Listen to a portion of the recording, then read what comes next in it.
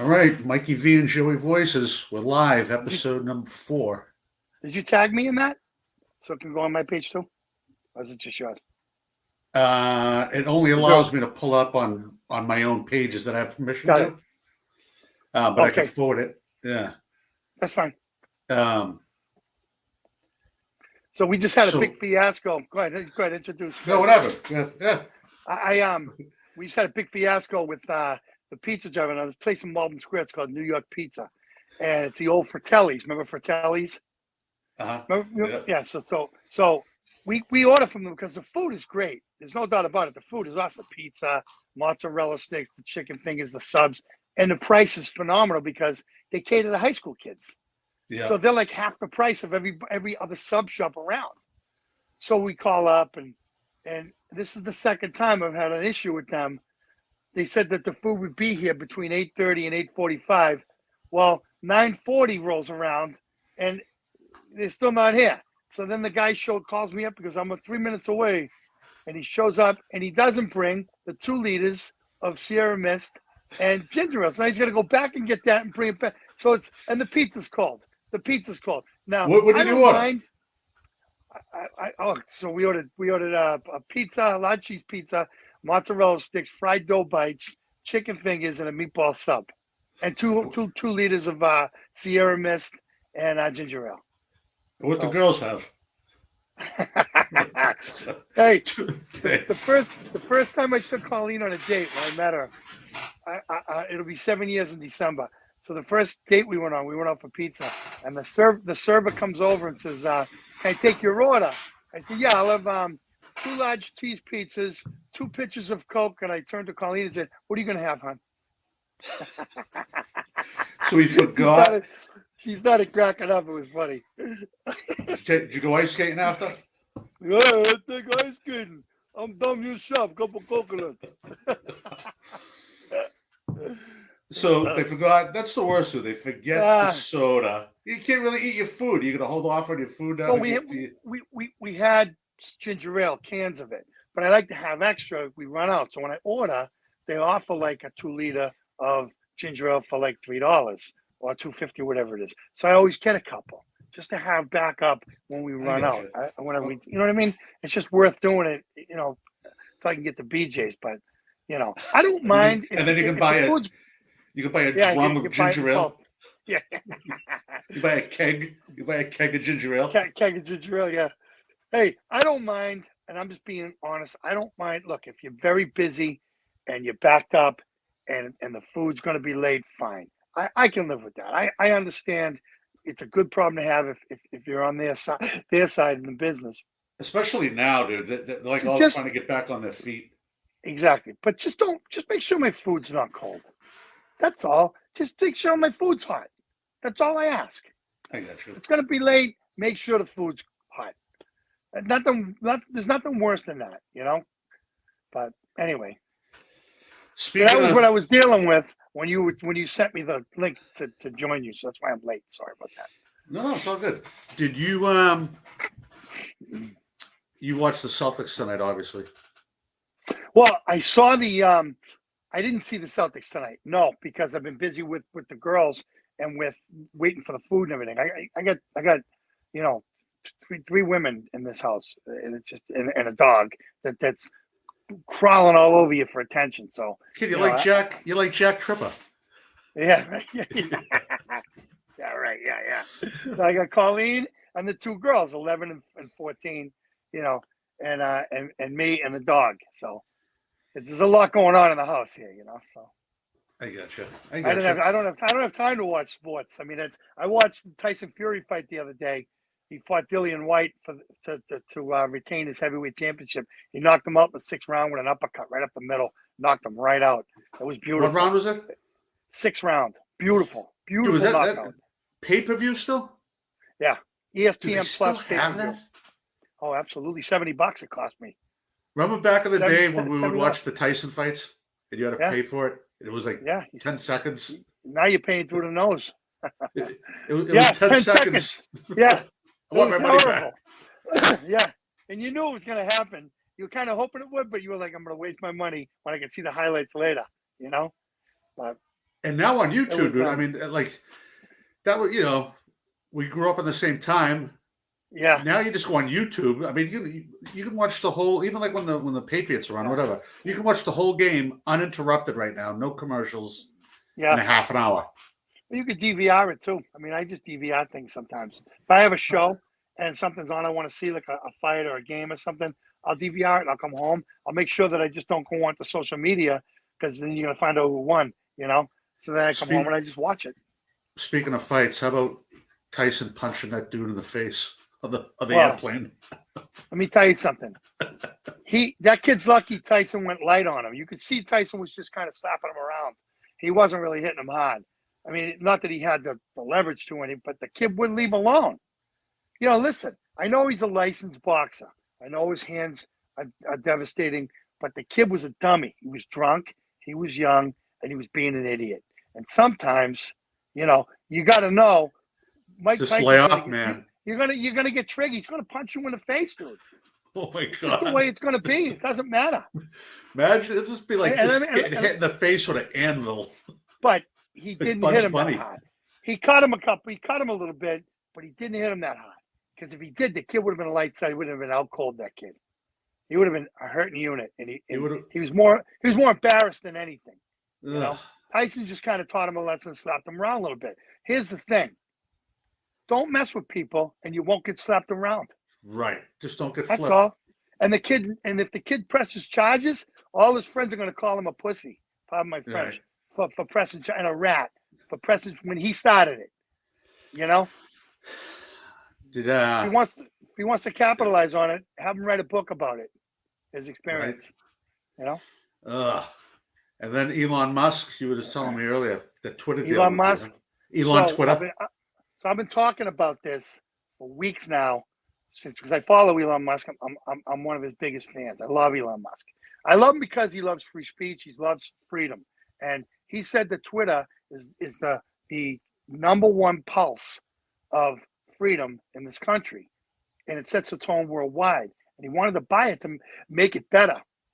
Now, a lot of people were saying he bought it for $44 billion. Oh so God.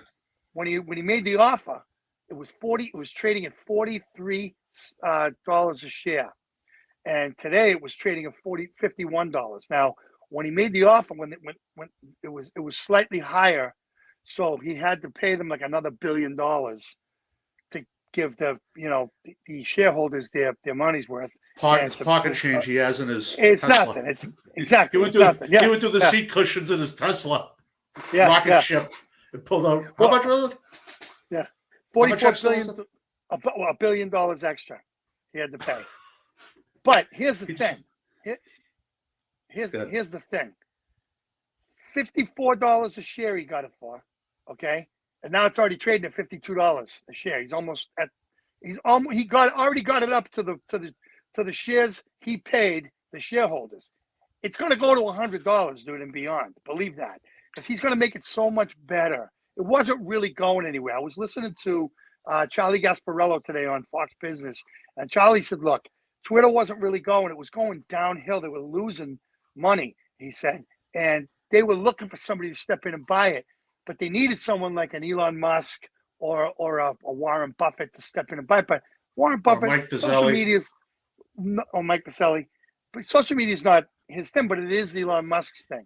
So Elon made the offer, and then there was a rumor going around saying that the shareholder, the people on the board members didn't like it, and they were going to enact the suicide option. They were going to do the suicide pill, meaning they were going to dilute the shares, and which means they were going to create more shares and give them out to everybody so that it would lessen the percentage of Elon Musk. He owned like 13%, and it would lessen his percentage and drop it down to like 8%, so that he would no longer be the majority shareholder, and he wouldn't be able to do a hostile takeover. But here's the problem with that.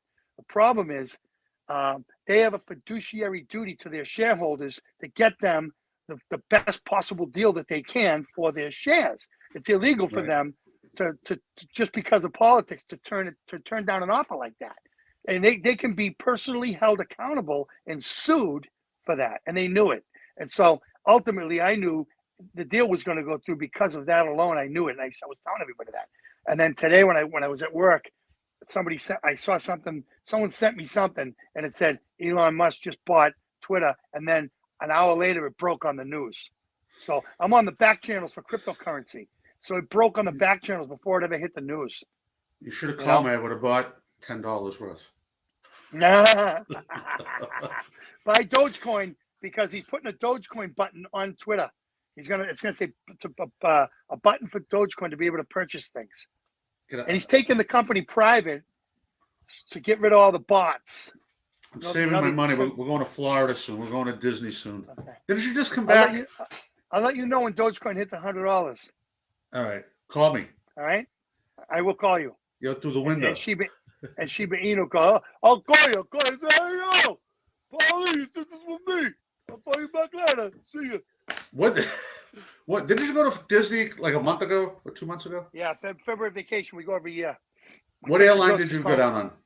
Colleen's father lives down there. We took JetBlue, but they put us on an American airline flight, and the flight got canceled because they laid off all these pilots because they wouldn't get vaccinated, and the pilots ended up signing on with other airlines, and they're under commitment to those airlines, and so JetBlue and American Airlines are in the hole, like 1,000 pilots or something like that, or more than that nationwide. And so that's why they're canceling flights. I flew Spirit Airlines, right? Smart. Dude, that's not very smart. It was like a year. I was being facetious. Facetious. So you see the price of you say, oh my God, like Miami, $150. Yeah. You can't even bring you can't bring nothing on the plane. Nothing.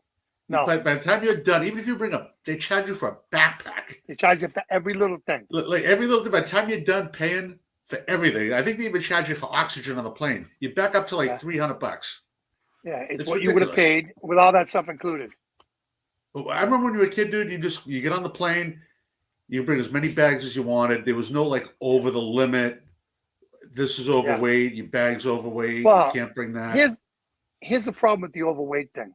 If a 747 can carry the shuttle on its roof, then that whole overweight luggage thing is out the window. Yes, it's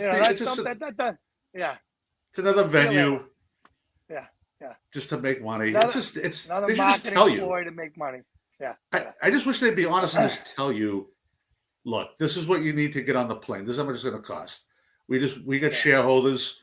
We got to make our money. When they stick it to you like that with these ridiculous things, flying used to be fun. It's only fun when you're going direct, nonstop. If you got to switch planes, especially nowadays with everything going on with the lack of pilots and everything, don't do it because your flight's going to get canceled. We spent 17 hours in the airport flying down there. Ugh. We could have drove there. True. I mean, 24 hours, we could have drove there. My buddy just came back from Key West. He went down with his wife, kid I used to work with at the station, and he had ticket direct to Key West on JetBlue, and they canceled his flight, and he booked I guess Delta right now does a refundable. You can get it totally refundable within like 24 hours of the flight. So he took a Delta flight, and he actually had a fly to Miami, and then he drove, which isn't a bad. It's like whatever, 4 or 5 hours. No, well, it is what it is, But our flight coming home got canceled because of the storm that was here. So we got stuck there, and Disney was stuck there. Right? I couldn't think of worse places to get stuck and stranded. We had to stay at Disney for 3 more days. It cost more money, but I missed a day of work back here, and it's magical. But it's not money; it's magical. Yeah, it's magical. Yeah. Not anymore. Listen, let me tell you something. We'll never go back to Magic Kingdom because we went there and we stood in line more than we got on rides. We went on like 3 rides tops. Tops the whole day with 8 hours. We stood in line because they did away with fast passes. That's why. If you took out all the kiosks, the restaurants, Yeah. and the guy and like just all the stuff. There's probably like I don't know 4 or 5 rides. Mhm. I don't know. I don't want to spoil it. Well, we're for the going to kids. Universal next year. That'll be fun. Yeah, and Universal's a bigger park, I guess. And I've never been, but we're going to go next year. And we're going to go there, and we might do Epcot, but we're definitely doing Universal. And probably we might just do Universal and Hollywood Studios, and then and call it a day. We don't do the So 3 parks anymore like we used to. It's too much. We do 2 parks. We do a day at the pool, and the night we fly in, we relax. We go to Disney Springs, go to dinner, and then we drop fly home. $800 on a cheeseburger. Yeah. How about $8,000? Try $8,000. I'm good. Okay. That's what we spent $8,000 in Ugh. February. Never again. Hey, Never earlier again. speaking And of that restaurants, includes having the postponement of the flight and everything else, and having to pay extra to stay there at the hotel, and it was ridiculous. you get off easy for $8,000. Yeah, right. Hey, speaking of restaurants earlier and food and all that stuff, everything's making a comeback. Comedians are starting to book more shows. Dude, I just saw Bill Burr is doing Fenway Park. He's awesome, man. He deserves it. I'm happy for him. I love Bill 100%. Burr. I think he's funny. He's a funny guy, man. He got a funny disposition. Dude, like 30. He's been chipping away at it for like probably probably 30 years. Just Long time. A lot of those guys that finally made it. It's just all they've been doing the past 25, 30 years. Has stayed focused on it like laser vision. But that's great to see them. Huh? It's a hard racket to make it in. Right. And I think someone I just saw on Facebook, Dan Cook was at the Wank Center, the Box Center this last week. We finally got our show booked. You got a hold of the guys over at the Regent. Okay. I'm asking you. You got that show booked for November? We're looking at. I'm waiting to hear back from him, but I got penciled in November 17th. Okay. So that's a Thursday night, or the 18th, 17th or the 18th. It's a Thursday night, and so we'll tell the folks more as we lead up to that. We'll have a good 2 months to really promote it all over the radio and TV, and we'll sell it out. So excellent. We have a show coming up on June 4th. With Russo at Pearl Street. Yeah, that's a private event for. Is it a fundraiser or a private event? Fundraiser. Fundraiser. Okay, so that's good. So where can people donate, if they want to buy a ticket? Let me. You know what? I'll find out, and I'll have it for the next podcast. Let me find out. Okay. Just so I don't want to give misleading information. Then. And you don't want to give out a phone number that you're not supposed to give out if it's the wrong number, And you have people calling it and stuff. Website or whatever. They donate the money in the wrong spot.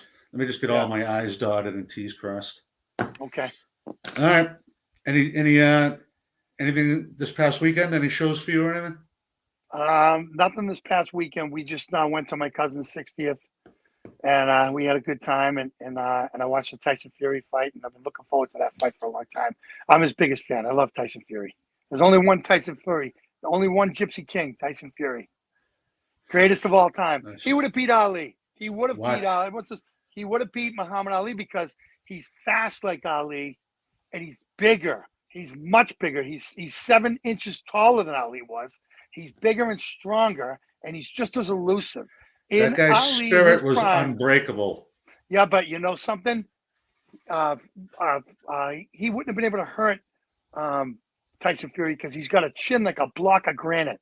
He got hit by Deontay Wilder like 4 different times in the 3 fights that they had. And the first time he got hit, he got knocked out, and he beat the count at 9 seconds. He just jumped up, and he beat the count. He came back, and he won the 12th round. It was in the 11th round. He won the 12th round and forced the fight to a draw. And he was beating him the whole fight, like on points, because he's a great boxer. But when you're 6'9", 270, who's going to beat you, dude? And you're a great boxer. Mike Tyson, his head movement. Well, Mike Tyson says it would have been Ali. I'm just gonna say this one thing. Joe Frazier beat Muhammad Ali. Okay? Joe Frazier is kind of like a Mike Tyson-esque type of fighter. but not as big as Tyson was, Mike Tyson, Yeah. or as strong. And his punches, as hard as they weren't as hard as Tyson's. Now, would Ali have been able to take those punches? Would Ali have been able to duck those uppercuts? I don't know. I think it would have been a good fight. It's hard to say, but I think it would have been a good fight. But I will say this: the Gypsy King Tyson Fury would have beat all of them. He would have beat all of them. All of them. Rocky Balboa. You're a greasy, fast Italian monster rock. Why don't I put you in a cage, kid? Now he would beat you worse than that I know. I just saw, which Burgess Meredith, which obviously reminds me of the Penguin. I just saw the new Batman. He is the Penguin. No, I just saw the new Batman that just came out. Who plays the Penguin in that movie? Some dude. He's kind of like a De Niro-esque. I think they casted him. Well, but when you watch it, you'll see like all his mannerisms are De Niro. Oh, okay. And the guy that maybe they couldn't afford De Niro, so they got this. He's like a De Niro villain. Dave Russo. Dave Russo.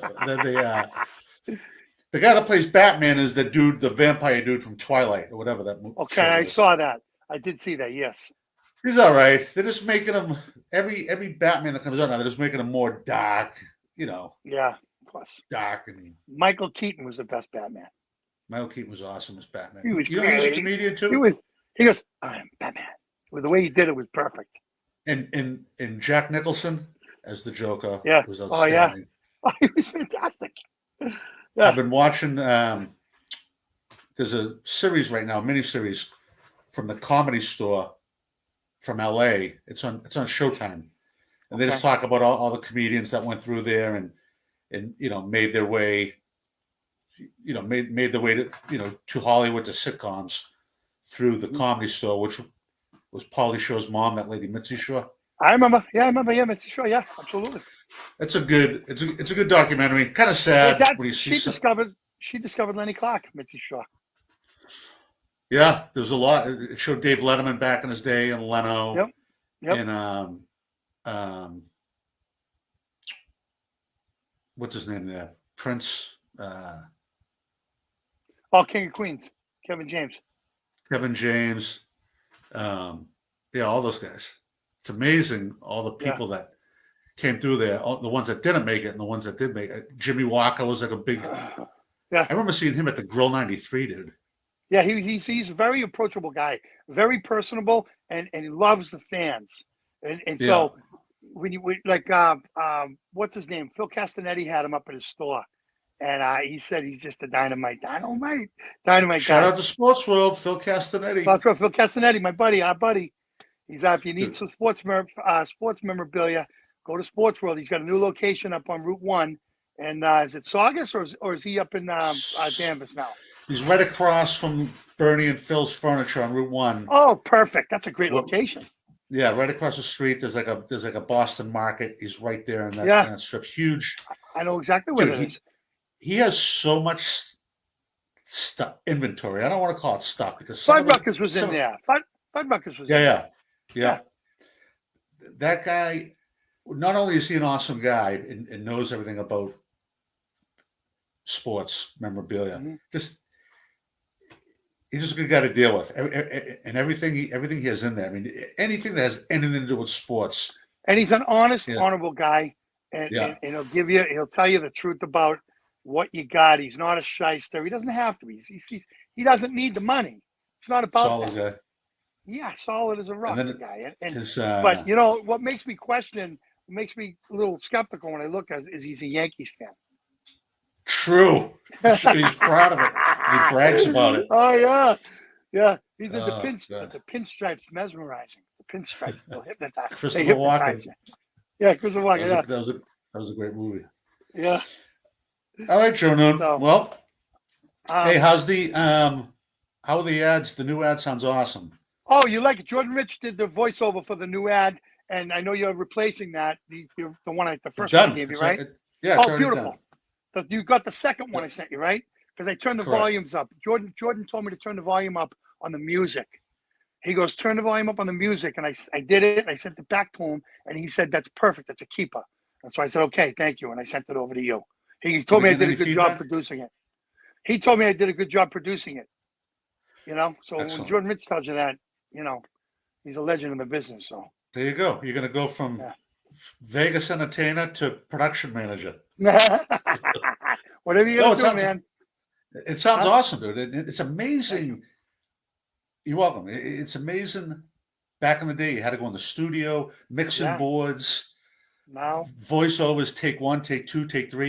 You remember coming to the station and just doing spots. yeah. You'd be there for Yeah. hours. Yes. Now you just do it on Yeah. your iPhone. Yeah. Yeah. Right. Oh, crazy. You hire someone to do the voiceover. They read the script. Then you can cut up the script and place it where you want. And you get your music. You can place the music where you want. You know, Unbelievable. it's unbelievable how far we've come. You know, it would have cost me $300 to have somebody produce that spot for me, and I saved myself $300. I did it myself. You know, $4.99 a month for the app. You know, That's perfect. and I use it all the time. It's called All right, well, InShot. listen. It's called InShot. Yeah, InShot on the Apple iPhone. And anybody you can use it, you can produce whatever with that. It's incredible. We did. I produced the, what do you call it? The Smart Fellas. The Smart Fellas commercial we did. You know. All right, folks, you heard it straight from the source. You need any production work done? Go to Joy Voices. That's not on the website. JoyVoices.com. I'll have to make you a promote different. my book too. Promote my book. Get it. Give it a free good plug book. before we sign off. Oh yeah, absolutely. Hey, I'll tell you, no respect. I'll tell you, my wife and I, we were happy for 20 years. Yeah, then we met. All right, so my new book is called Good Things Are Supposed to Happen to You. And good things will happen to you, but you got to believe it. You got to believe it at the deepest seated level of your subconscious mind, or they won't happen in your life. And I know this is true because I know so many negative people that don't believe good things are supposed to happen to them, but they believe the contrary. They believe bad is supposed to happen to them. And guess what? Bad happens to them. Bad happens to them. Where do you get the book? You get what you believe. So you can change your belief system from bad to good. And I teach you how to do that in my book. And you can get the book at Amazon.com right now. It's on sale. I think it's $5.99. It's marked down from $13. It's on sale right now. Get it while you can. And when I do my book reveal, book reveal. What's it called? Review. Book release. You can bring the book and I'll sign it. Okay, so get it now. It's $5. What's the name of the book again? It's called Good Things Are Supposed to Happen to You, and it's by Joey Noone. Look up Joey Noone on Amazon, and you can buy it there. And if you know somebody who needs to change their way of thinking, you can get it for them. But it's a great book, and I show you how to do that in my book. All right, folks, check out joyvoices.com. Go to amazon.com and just punch in Joey Noone. And that's all for now. We'll check you out on the next podcast. Joy Voices, always a pleasure to host. Always a pleasure, Mike. Good to see you, my brother. I'll talk to you later. All right, man. God bless you, folks. All right, bye-bye.